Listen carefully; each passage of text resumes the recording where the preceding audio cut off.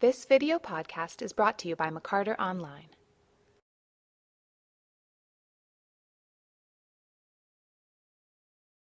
So we came back to America, and I went to the Lincoln Center, and I talked to Jules Irving, who was then running Lincoln Center.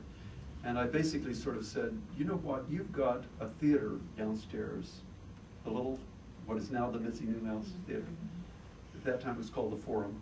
And I've got a theater company that has no home. We got these incredible reviews from London that says we're the best thing since, toast. And we should do something with it. So he said, absolutely, what a good idea. So he gave us the space to do a play by William M. Hoffman called Spring Play. And we went into rehearsal for it. He got us a free rehearsal room, at the Lincoln Center. And we rehearsed, and we were just ready to start in performance. And Actors Equity stepped in and said, you cannot go on because we're in the negotiations with the Lincoln Center over their contract. And unless you have a full Broadway contract, we will not allow you to perform at Lincoln Center.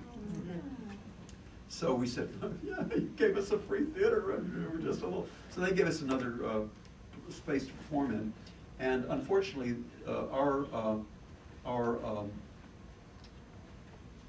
theater that we were expecting to perform in was only 8 rows deep. The Mitzi Newhouse is, not very big. It wraps all around. It's only 299 seats and full wrap around. This is 8 rows, actually. Yeah, I mean it's easy to reach and communicate.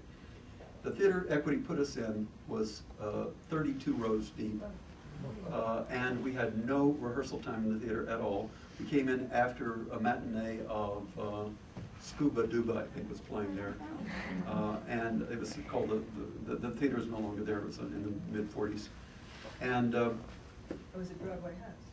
it was an off-Broadway house, 500-seat house, and just huge. And we had 2 hours to on stage before the audience came in. Well, of course, as a result of our reviews and Lincoln Center being very good, sending out ads and everything, we had a full house. Actually, we were scheduled to play only 2 performances, Sunday night and Monday night. And we had only 2 hours in the theater at all before the first audience came in, every seat packed. And unfortunately, beyond the first 8 rows, you couldn't hear a thing. It was just the most terrible disaster I've ever seen in my life. And I thought, well, that's it. I'm going to get out of the theater. This is, can't do this anymore. This podcast has been brought to you by McCarter Theatre in Princeton, New Jersey. For tickets, call 609-258-ARTS or visit www.mccarter.org.